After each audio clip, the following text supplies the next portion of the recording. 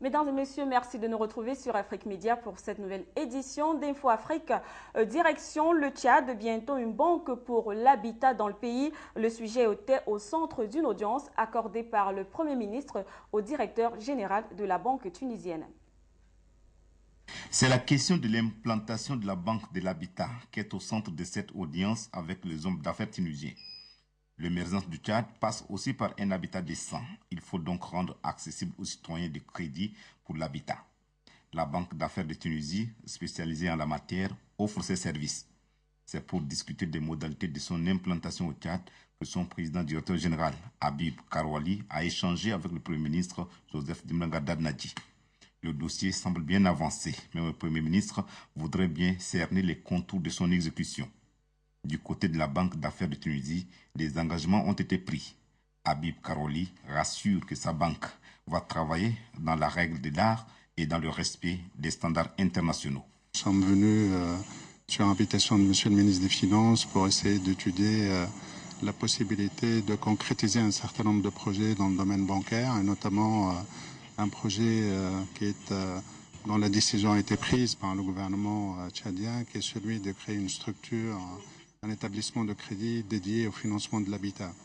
Donc nous avons eu l'honneur de discuter avec Monsieur le Premier ministre pour avoir la bonne compréhension des enjeux, des objectifs et des attentes du gouvernement tchadien concernant cette initiative, ce projet extrêmement important. Et il a bien voulu insister sur l'aspect, bien entendu, rentabilité, et viabilité et pérennité de ce projet et le fait qu'il doit s'inscrire dans les meilleurs standards internationaux, mais en même temps sur la volonté du gouvernement de donner une dimension sociale à ce projet, et notamment pour financer l'habitat social et l'habitat des catégories défavorisées. La concrétisation de ce projet sera un ouf de soulagement pour de nombreux Tchadiens qui peinent à accéder au crédit bancaire pour se construire un habitat décent.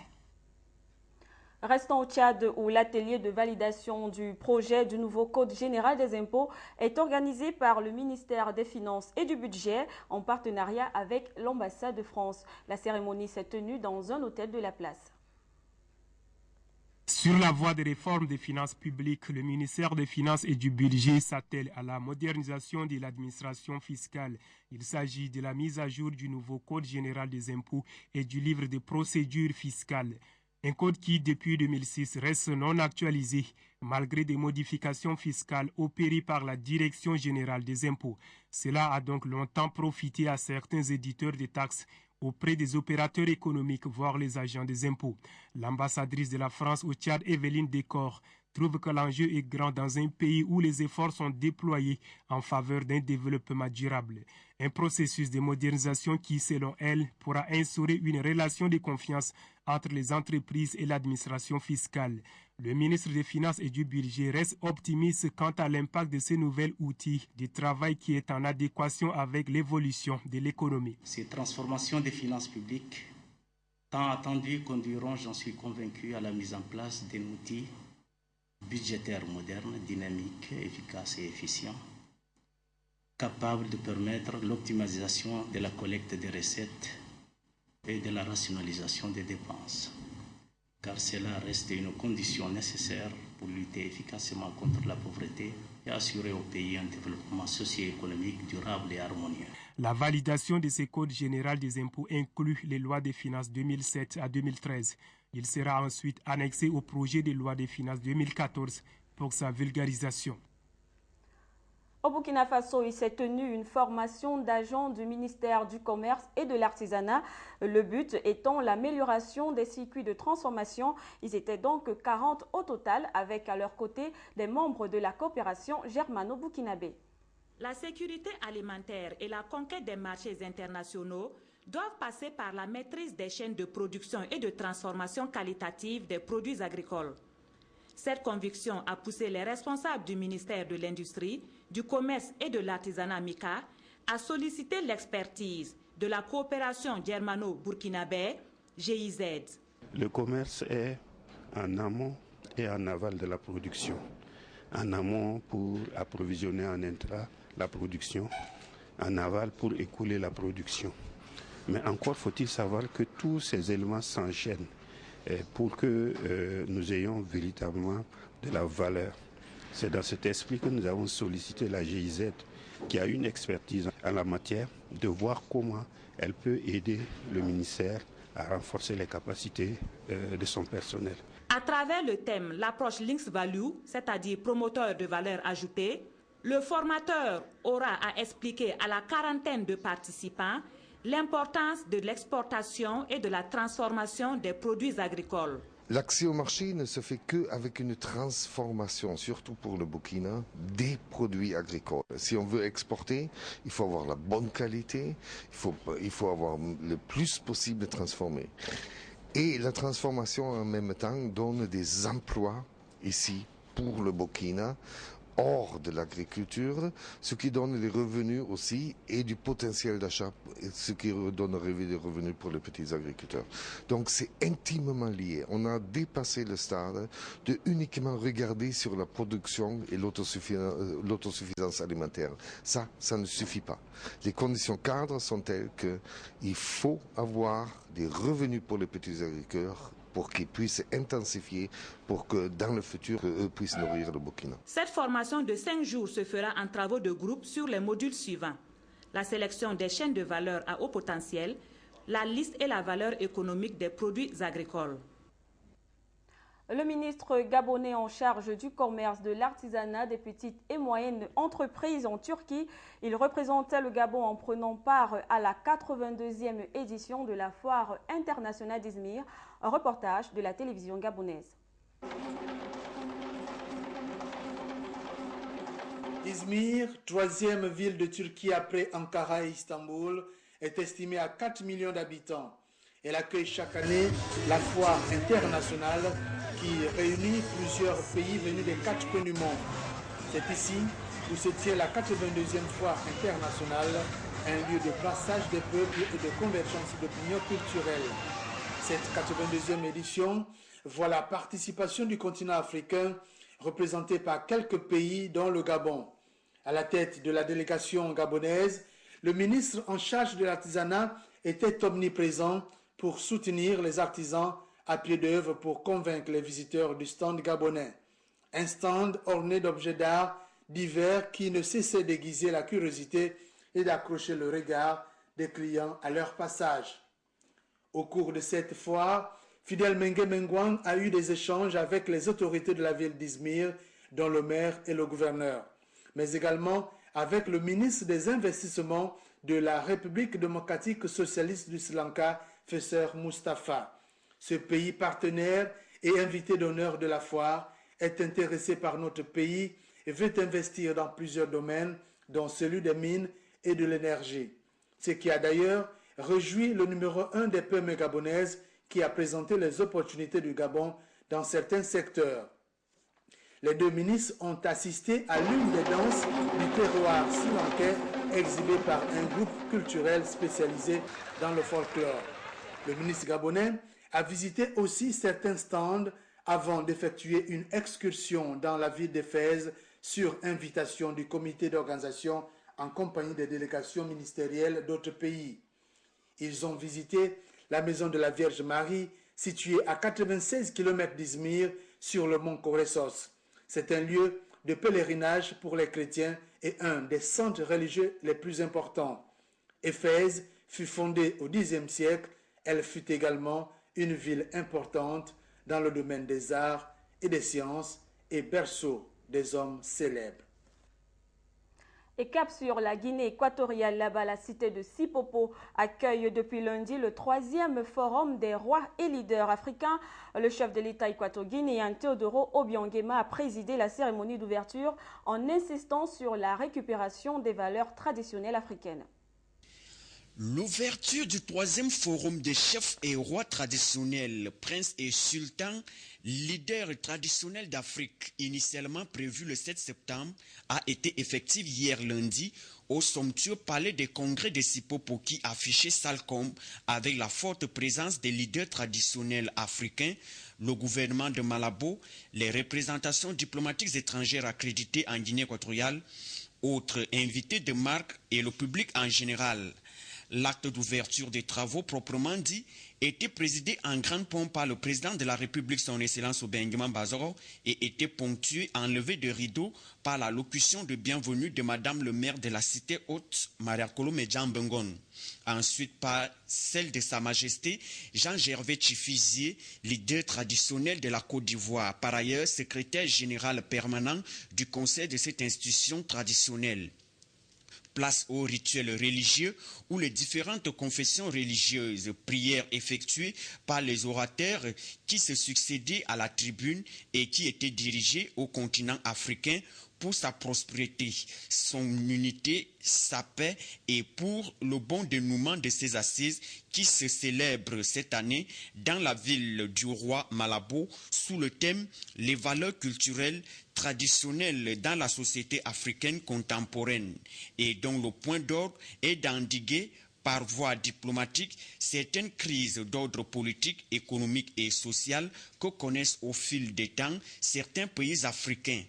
Trouver des solutions nécessaires à travers une synergie entre les leaders traditionnels africains et les décideurs politiques et économiques du continent, chefs d'État et de gouvernement africains, hormis de promouvoir les valeurs culturelles et traditionnelles, mais aussi le développement du continent et l'issue pacifique de nombreuses crises qui parfois endeuillent certaines nations du pays et du continent, comme l'ont su si bien exprimer dans leurs interventions les leaders traditionnels de la Côte d'Ivoire, de la République démocratique du Congo, du Bénin, du Maroc et celle du président organisateur de ce forum, Clément Ngouangue Mongene, ministre équatorien de l'Intérieur, qui également de forme détaillée a présenté le panorama et la structure traditionnelle de Guinée équatoriale qui compte 2075 chefs traditionnels dans leurs différentes structures hiérarchiques qui font la promotion et la fierté du patrimoine traditionnel et culturel équato-guinéen et dont seulement 72 chefs traditionnels sont présents à ces travaux.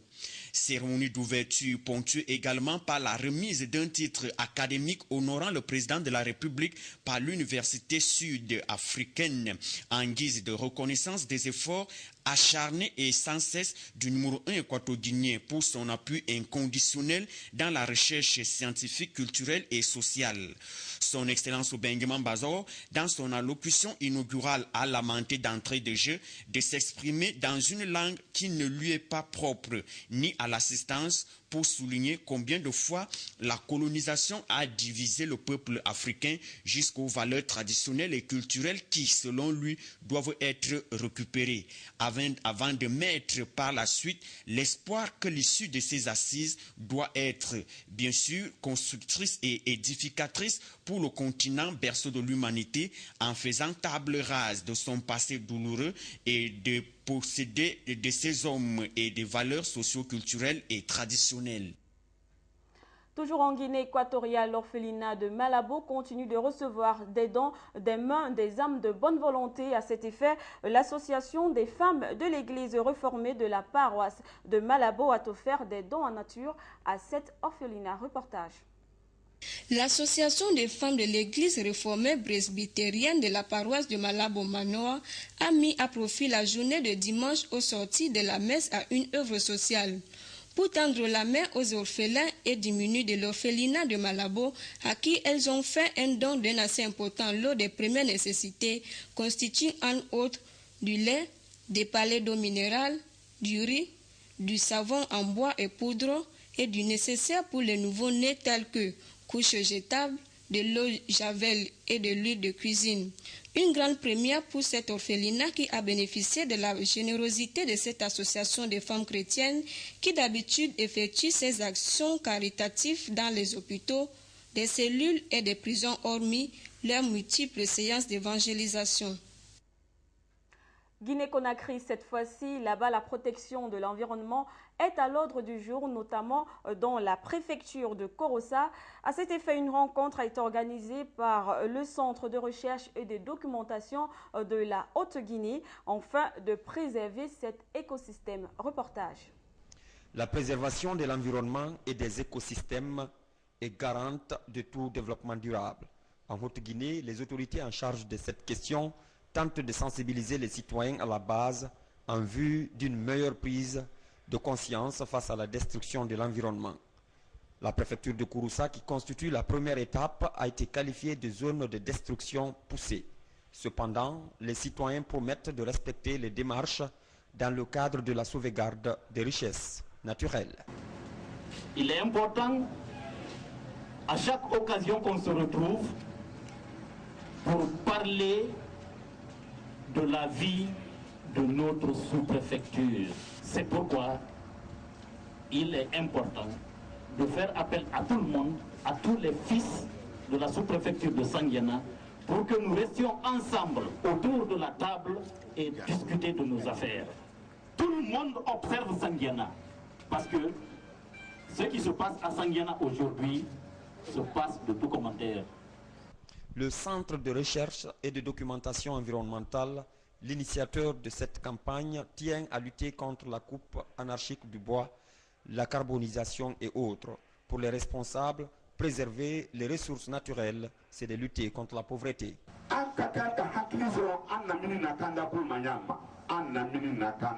Ce qui concerne aujourd'hui nos plaines, nos mines et tout ce qui nous entoure peuvent être protégés si nous sommes organisés. C'est l'homme même qui est ennemi de ce milieu.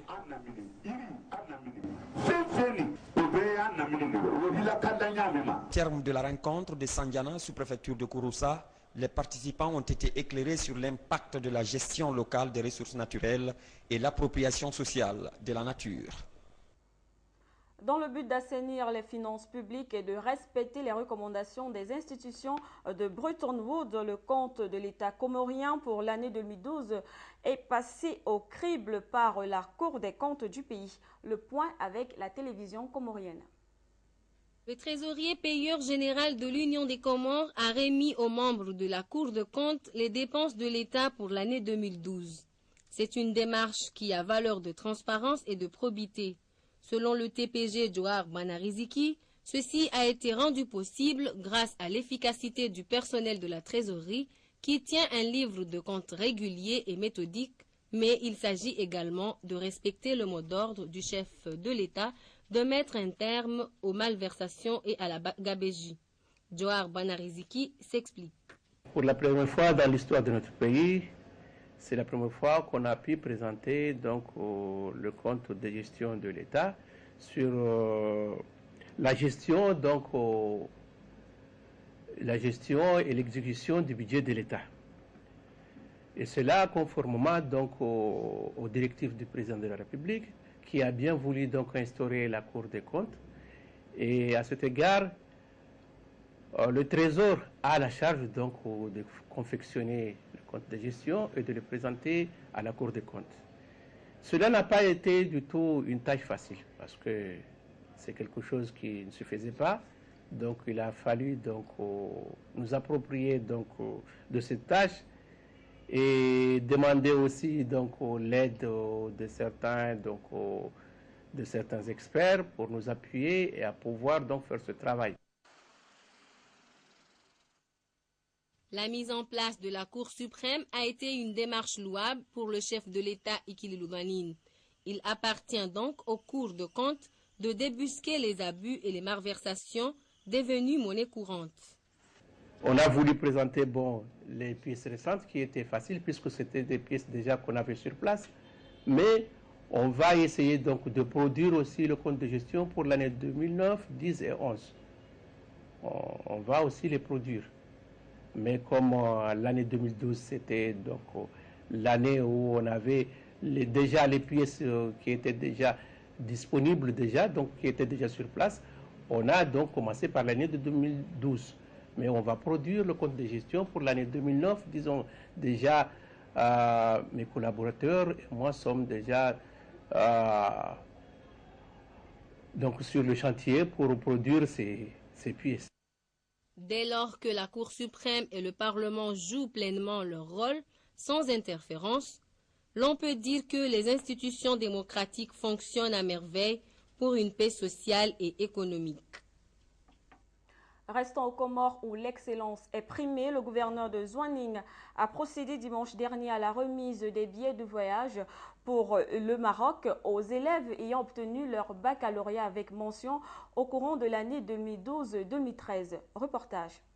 Ils sont une trentaine d'étudiants à se voir remettre des billets d'avion financés par le gouvernorat de l'île d'Anjouan à destination du Maroc pour des études supérieures.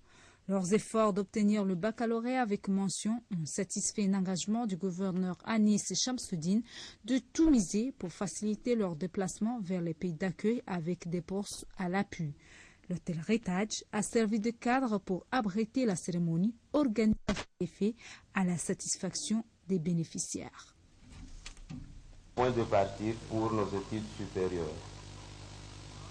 Nous profitons de cet instant pour remercier Son Excellence Monsieur le Gouverneur de l'île d'Anjouan et toute son équipe qui n'ont ménagé aucun effort pour notre réussite. En effet, soulignons que le gouvernement d'Anjouan a été exemplaire au niveau de l'Union des Comores. Ils se sont occupés de nous dans toutes les démarches, dans tous les frais, jusqu'aux petits détails. Nous, élèves de l'île d'Anjouan, n'avons pas eu le travail acharné qu'ont eu les autres, comme celle de l'île de Moroni, l'île de Ngazidja. Tout cela pour montrer le travail exemplaire de notre gouvernement dans l'île d'Anjouan. Selon le gouverneur Anis Shamsuddin, le gouvernement doit redoubler de vigilance pour l'octroi des bourses d'études aux plus méritants. Il a fait allusion aux étudiants qui obtiennent le bac avec mention et ceux issus des familles démunies.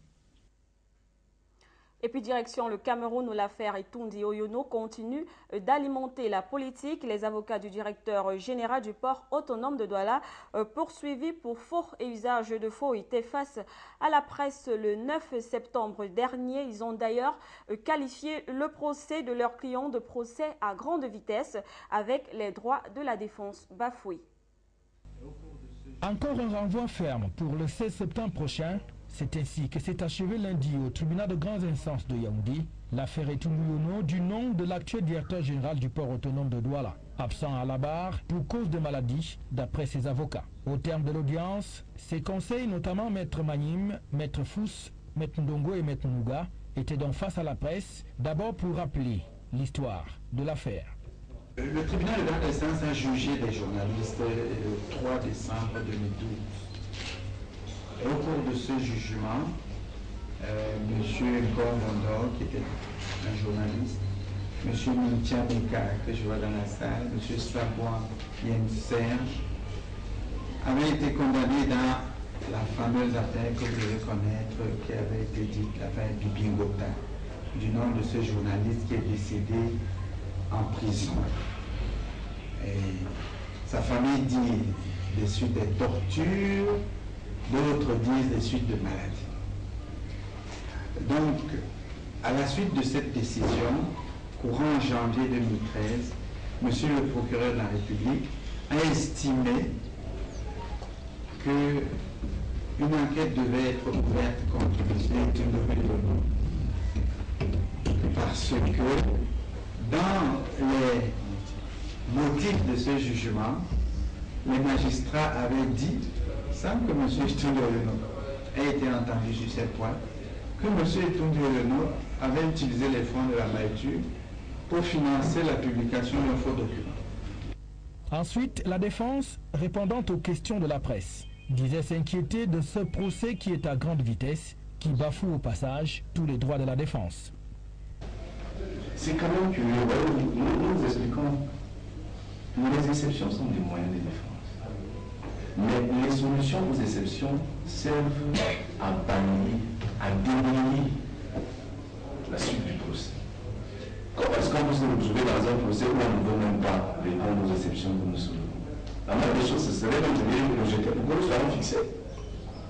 Est-ce que nous pouvons réellement continuer un procès alors que nous ne sommes pas fixés sur les difficultés initiales? Autre préoccupation, la nature même de l'affaire. Entre délit de presse et crime, on ne s'accorde toujours pas.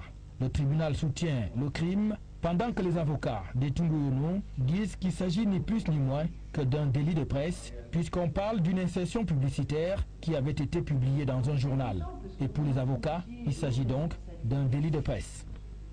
Mais la défense s'étonne aussi de la qualité même de cette affaire, mais dit tout de même faire confiance au tribunal, confiance aussi sur le fond des débats, car ils disent avoir des arguments solides, même si l'on peut se poser un certain nombre de questions quant à l'odeur de manipulation des juges qui planent sur cette affaire, car il s'agit des suites de l'affaire dite Bibingota, du nom de ce journaliste décédé en prison en 2011. Une affaire dans laquelle le nom de Laurent Esso, l'actuel garde des Sceaux, est abondamment cité comme étant celui-là même qui tire les ficelles dans l'ombre.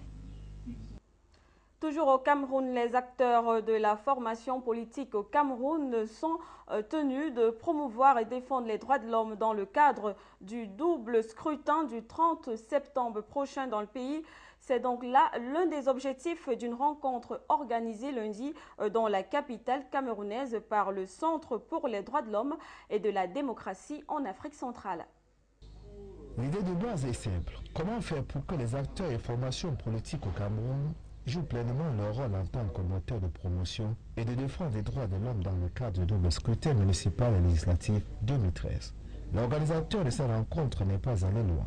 Qu'il y ait promotion de ces droits et ces valeurs et qu'en plus, qu'il y ait une participation inclusive, que tous les citoyens qui ont le droit de voter ou d'être élus puissent le faire. Il s'agit également d'anticiper, de prévenir d'éventuelles crises qui peuvent survenir au cours et après ces consultations électorales du fait de l'exclusion de certaines personnes ou de certaines catégories de personnes et de la mauvaise organisation.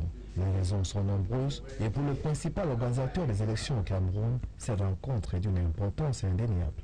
Quoique pour nous à Elections Cameroun, le président du conseil électoral que je suis, président d'Elections Cameroun, puisque le président du conseil électoral est président d'Elections Cameroun, pour nous, tout ce qui favorise dans le dialogue entre nous-mêmes et les acteurs principaux de la scène politique, les partis politiques, est quelque chose d'important.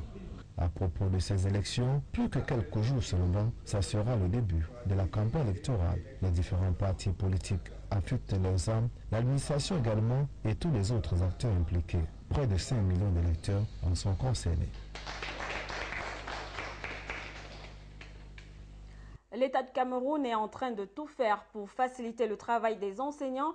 Aux élèves, tout est également mis en marche pour leur permettre de débuter dans la sérénité et sans pression la nouvelle année scolaire. Ce sont là, en résumé, l'économie de la sortie médiatique du ministre camerounais des enseignements secondaires. Une sortie au cours de laquelle le représentant du gouvernement a pratiquement dressé l'état des lieux du système éducatif camerounais. Un reportage signé Afrique Média.